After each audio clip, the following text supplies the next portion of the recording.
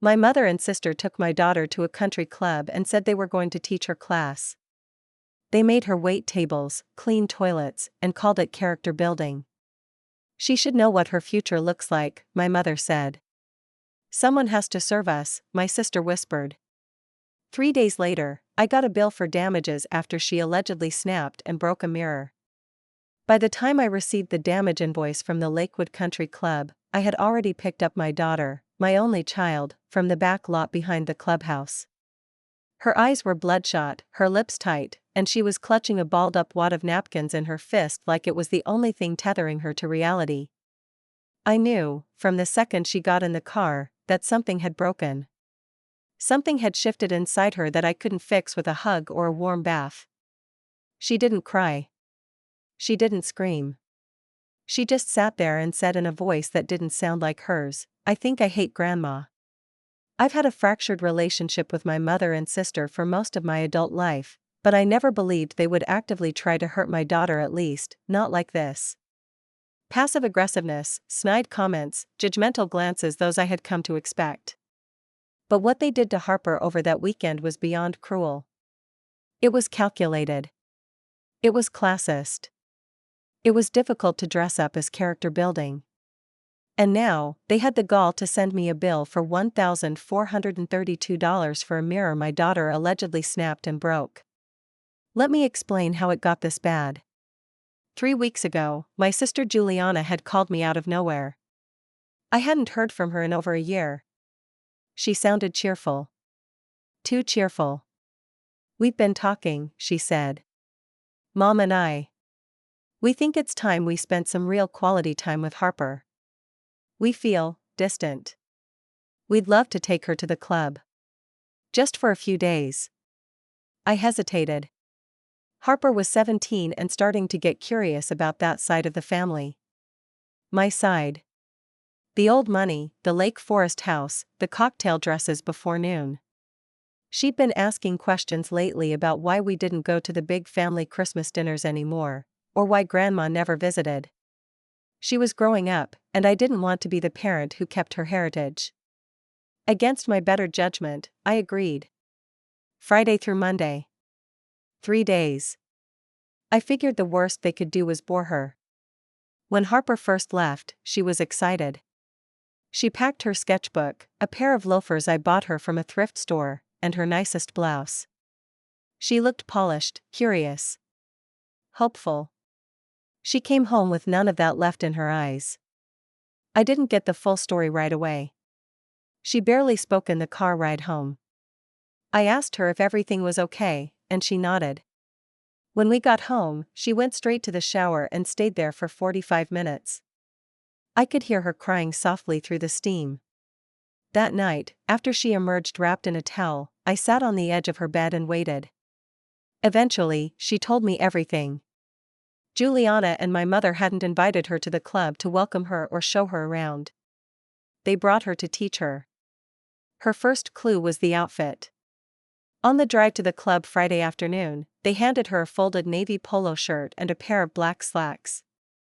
"Uniform," Juliana had said. "I thought it was a dress code thing," Harper told me. I didn't realize it was an actual uniform. At the club, they introduced her to the staff not as their guest, but as a new volunteer. My daughter, who had never worked a day of hospitality in her life, was made to wait tables during dinner hours. She was told to earn her place. She spilled soup on a man's blazer and got berated for it. The next morning, she was told to help clean the women's restroom. Scrub the tile. Mop the floor. Wipe down the counters. My daughter cleaned the toilets while her grandmother and aunt watched from the door. "They said it was for my own good," she said. "Grandma said it was to make me humble. That I had to understand what my station in life is." My stomach turned. She looked at me while I was on my knees, wiping the bathroom floor, and said, "This is real work, Harper. This is the kind of life your mother chose. You might as well learn now." I sat there, dumbfounded. "And Aunt Juliana?" Harper swallowed hard, her voice cracking. She said, "Someone has to serve us. Might as well be family." Then she laughed. Like it was a joke. It wasn't a joke. It was a message. A cruel, calculated message: you don't belong here. You're not one of us. Harper kept it together until Sunday night.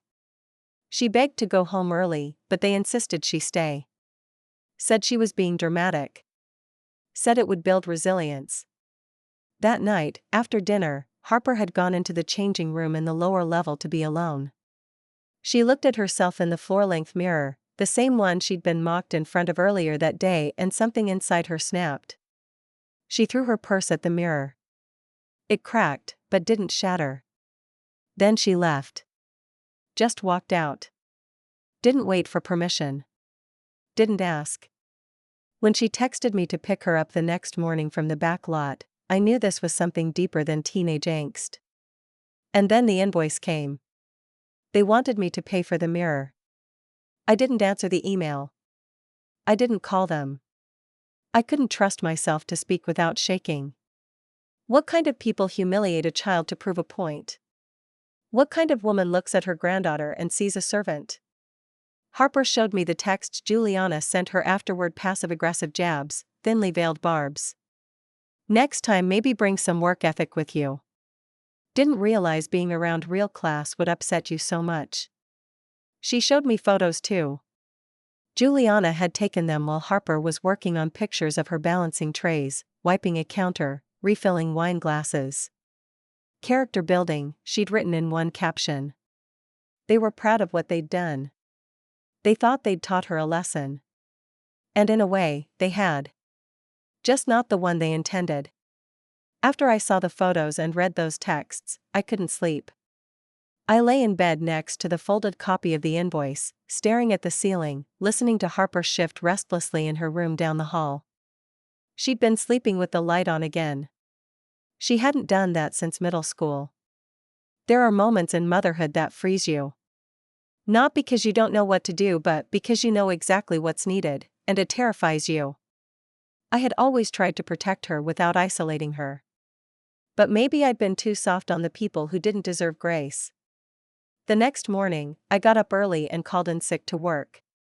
I'm a music teacher at a local high school, and it takes a lot for me to miss a Monday. But I couldn't focus on anything else. I opened my laptop and started documenting everything. Every photo Harper showed me, every text Juliana sent her, the call log from the weekend. I typed it all out in one long, messy Word doc. Not for revenge. Not even for Harper's dignity. But because for once, I wanted a record. I wanted evidence of how my mother and sister had taken something beautiful and vulnerable and twisted it. My daughter had gone to them hoping for connection, and they gave her shame. That week, Harper was quieter than usual. She still went to school. She still did her homework. But something in her spirit dimmed. I caught her staring at herself in the mirror with a blank expression more than once. It gutted me.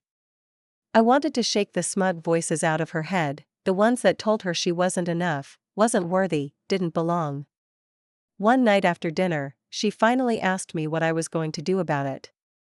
I don't know yet, I said. She didn't say anything back. Just nodded and cleared the plates. But the truth was, I did know.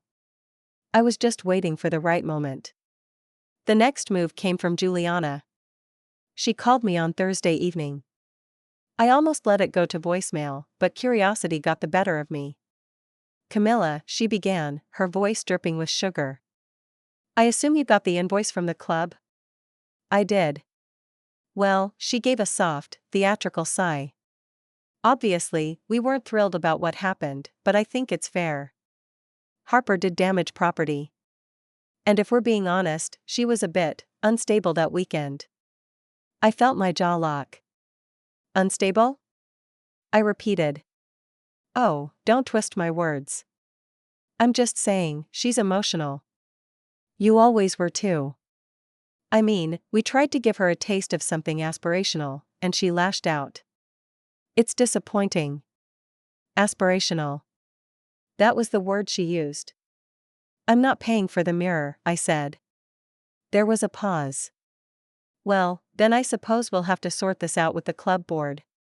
and let them know Harper's behavior was violent. I'd hate for that to reflect poorly on you professionally. Don't forget, my friend Gwen's son is on the school board, isn't he? There it was. The subtle, veiled threat. The careful social maneuvering Juliana had always been a master at. Threaten me without threatening me. Use her connections to squeeze consequences from her victims without ever getting her hands dirty. But I wasn't 27 anymore. I wasn't the woman who left her world behind and let them whisper behind her back about my artsy phase and divorce mess. I'd spent years building a life rooted in decency and self-respect. And no amount of whispered gossip from a glass-walled tennis court would make me question that. So I hung up. The next day, I called a lawyer. Not to sue but to understand my rights. Harper was a minor. She had been exploited under the guise of volunteering at a private club without my consent. She was given responsibilities that were neither age-appropriate nor legally sound. I learned that if I wanted to press charges or issue a cease and desist, I could. I had a strong case. But I wasn't ready to pull that trigger, not yet. Instead, I requested a formal mediation request through the club's management. I sent them everything: photos, texts, the uniform she was forced to wear. I also sent a notarized statement from Harper, in her own words. The club called me the next afternoon. Their tone was very different. They were concerned. Apologetic. Curious about how such a thing had happened under their watch. I didn't raise my voice. I didn't threaten them. I calmly explained that my daughter had been misled, manipulated, and humiliated on their property by two of their elite members. I told them I wasn't after money or blood, I wanted accountability. And clarity on how they handled the situation from here. That same day, I got a message from my mother. It was short. I'm saddened by how you've chosen to respond to a situation that was meant to be educational. I love Harper dearly. I hope one day you'll come to understand our intention. No apology. Just disappointment. A familiar theme with her. My mother had always preferred control over connection. She wielded it like a scalpel, precise, quiet, and effective. Growing up, love came with conditions. Obedience. Presentation. Appearances. And I had failed on every front. But Harper hadn't. She was still learning. Still growing. Still trying to find her place in a world that already wanted to tell her who she was supposed to be. I wasn't going to let them define her story. I didn't tell Harper everything right away. I wanted her to focus on school, on healing. But one afternoon, while we were folding laundry, she asked me point blank if I regretted letting her go that weekend. I paused. I regret not preparing you for them, I said. But I don't regret that you saw who they are. I think, in a way, that clarity was something I couldn't give you myself. She looked down at the towel she was folding. I didn't break the mirror because I was angry, she said. I broke it because I saw her reflection in it. Grandma. Standing behind me. And I felt so small. Like I didn't exist. Like I was invisible to her unless I was doing something for her. I swallowed hard. You're not invisible, I told her. You never have been. She nodded. Then she smiled, faintly. I know. It was the first time I'd seen even a flicker of that spark in her in days. It was late April when the country club made their decision. I got a formal letter email first, then a certified envelope 2 days later. The club's management had reviewed the materials I provided. They acknowledged that Harper had been misrepresented as a volunteer without consent or formal agreement. They were deeply concerned by the behavior of the involved members and assured me that corrective measures would be taken. I didn't expect much. Institutions like that are designed to protect their own. Still, I was satisfied that something had been acknowledged on paper, no less. What I didn't expect was the follow-up email. The club had chosen to suspend my mother and sister's memberships pending review. A formal complaint had been filed against them by the club staff, who had apparently witnessed more than they let on. One of the junior staff members had submitted an anonymous statement, corroborating Harper's account. She had seen Juliana directing Harper to clear a guest's plate. Another employee had stepped in to help her when she was trying to carry a tray that was clearly too heavy. And someone had overheard Juliana laughing about it afterward. That someone was a board member's wife. In elite circles like theirs, cruelty isn't nearly as dangerous as bad press. It didn't take long for word to start circulating. First came the tight-lipped call from Juliana. No more sugar in her voice this time. "What the heck did you do, Camilla?" I didn't respond. I let her hang in the silence. "I've been asked not to return to the club for the rest of the season. Do you have any idea how humiliating that is?" I thought of Harper scrubbing floors in a bathroom stall while her aunt and grandmother stood outside the door discussing her future like she wasn't a person. "Yes," I said. "I have a pretty good idea." She sputtered something about me weaponizing victimhood. That I'd made a scene out of something that could have been handled quietly. She even accused me of manipulating Harper for attention. That part almost made me laugh. "You're angry because you got caught," I said flatly. "I'm angry because you ruined our reputation." There it was again. Reputation. Their eternal idol. I ended the call. I didn't shout. I didn't gloat. I simply closed that door and didn't look back. The fallout with my mother came slower. She didn't call. Didn't write. I know she was furious. She's the kind of person who believes in handling disgrace with silence. But I did hear from someone else. Mrs. Callahan. An old friend of my mother's, who'd always floated on the periphery of our family events. She was the kind of woman who looked like she smelled faintly of Chanel and had a Rolodex of grudges. She approached me outside the grocery store of all places. "I heard about what happened," she said in a tight voice, barely above a whisper. I gave her a neutral smile. "I'm sure you did." "Well," she huffed, adjusting her handbag, "it's just a shame. Your mother was so proud of Harper at one time. Bragged about her grades. Her violin. It's a shame things turned out like this." The way she said it like this with the implication that we'd made a mess. Not them. Us. "She stopped being proud when Harper stopped fitting her mold," I said calmly. "The rest is just noise." Mrs. Callahan blinked, and for the first time, didn't have a comeback. I walked away without saying goodbye. Things at home started to settle. Harper slowly returned to herself, not all at once, but in increments. She began sketching again. Painting watercolors at the kitchen table like she used to. The music came back too quiet at first, her headphones humming piano ballads, lo-fi beats, soft indie guitar. Her room started smelling like her again, lavender and eucalyptus and the faint metallic tang of acrylic paint. Then, something unexpected happened. One of Harper's art teachers, Ms. Jennings, asked her to submit a piece for a local youth exhibition downtown. Harper hesitated, then finally said yes. She worked for a week straight on it.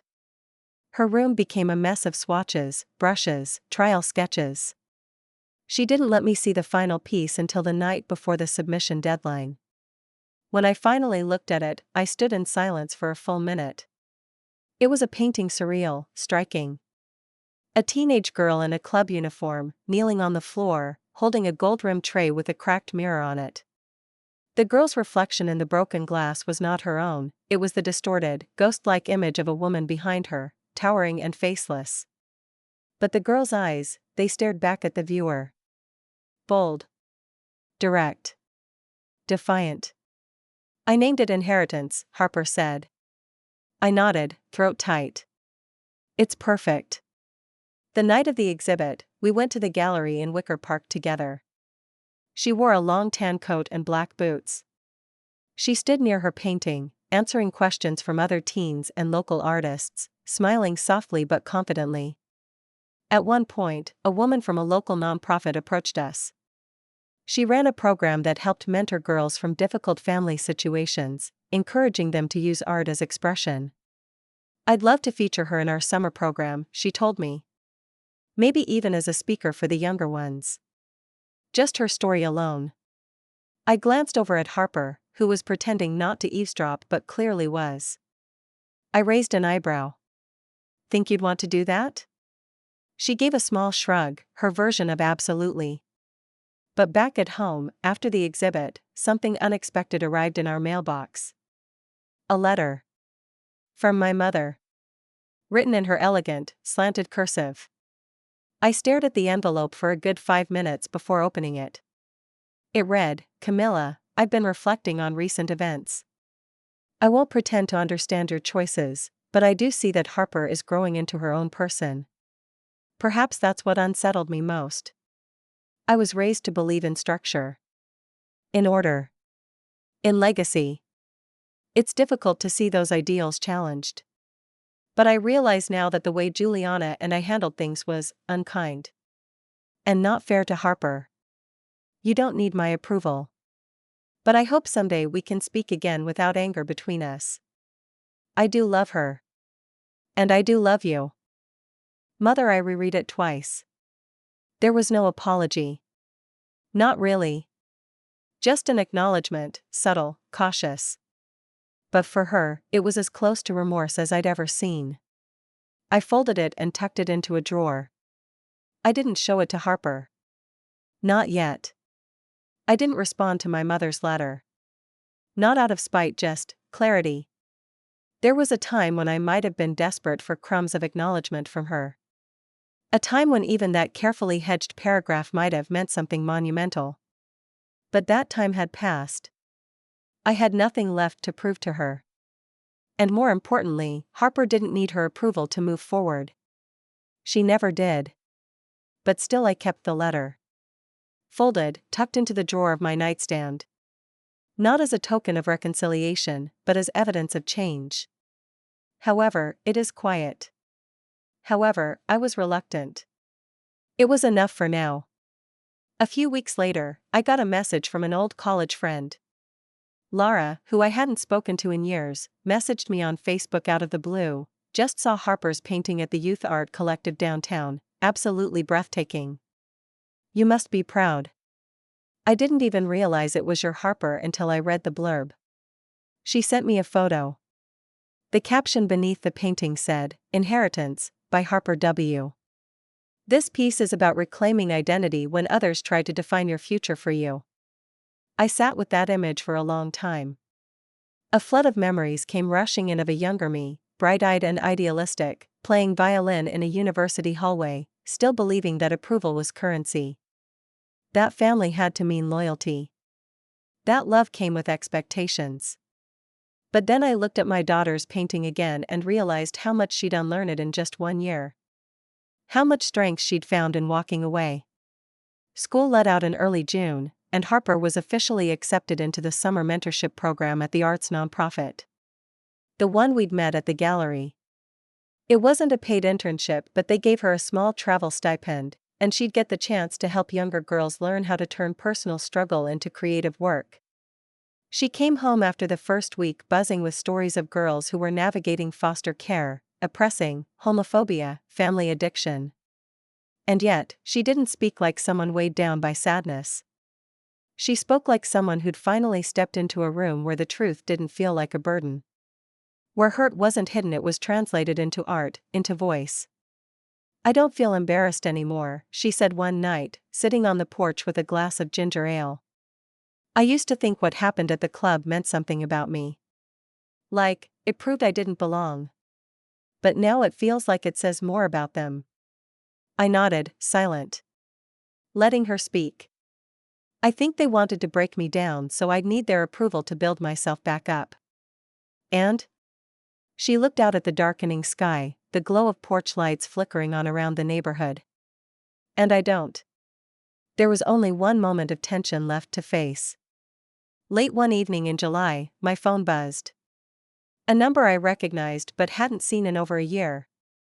Unknown caller, Lake Forest, Illinois. I let it ring twice before answering. "Hello?" It was Juliana. She didn't say hi. Didn't ask how I was. Just jumped in. "They're not renewing our club membership," she said flatly. "We're no longer in good standing, according to the letter." I waited. "I know you had a hand in it."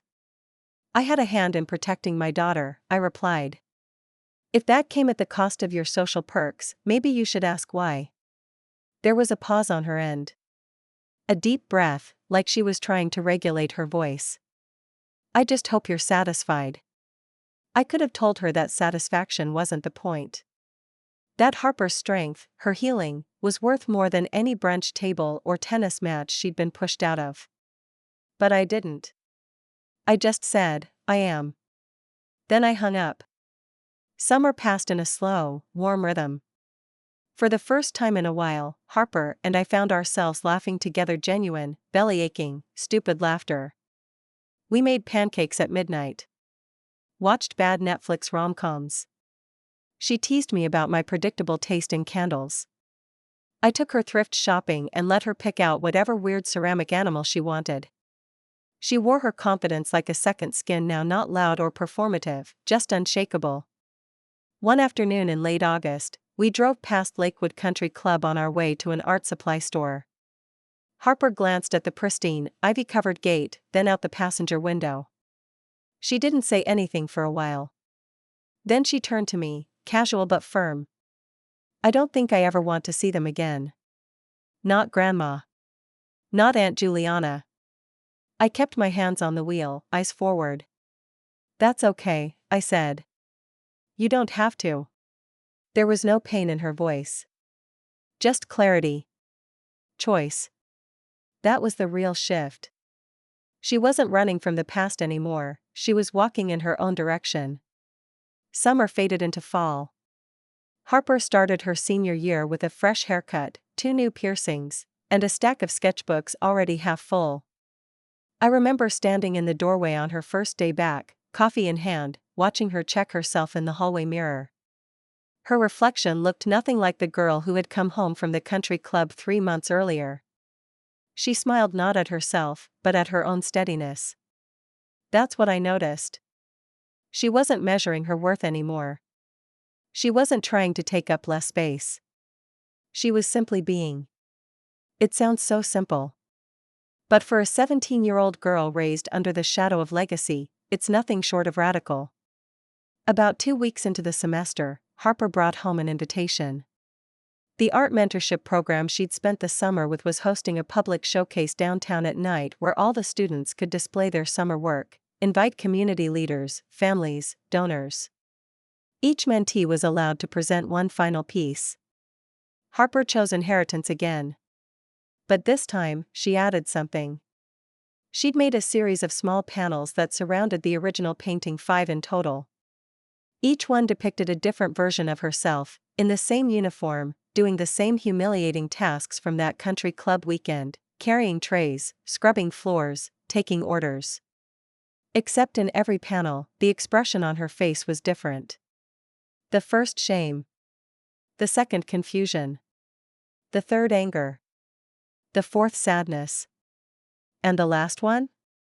The last panel showed her standing, the uniform crumpled in her hand, her head held high. She didn't explain it. She didn't need to. That night, at the gallery, I saw her hold her own in a room full of strangers who became instant admirers. I saw grown adults thank her for her bravery, her vulnerability, her honesty. One local gallery owner asked if she would consider developing a series for a spring showcase. Another woman from a domestic advocacy nonprofit pulled me aside and said, "You've raised a warrior." But I didn't raise a warrior. I raised a girl who became one all on her own. That's more powerful than anything I could have taught her. Later that night, back at home, we sat at the kitchen table eating leftover baklava from the reception. Harper leaned back in her chair and looked at me. "You know what the best part of all this is?" "What?" She grinned. "They have no idea how much they helped me." I blinked. "Who?" "Grandma. Juliana. The club. All of it." She popped a piece of pastry in her mouth and chewed thoughtfully. "They tried to humiliate me. They thought they could reduce me. But all they did was hand me the clearest definition of everything I never want to be. I nodded slowly, absorbing it. And what do you want to be? Her smile softened. Whole. Whatever that looks like. We never spoke to Juliana or my mother again. No grand confrontation. No apologies. No performative forgiveness for closure's sake. Just distance. And peace. Sometimes the most powerful revenge is simply healing in full view of those who tried to break you. Not with fury. Not with shame. But with the kind of quiet freedom that comes from walking away and not looking back.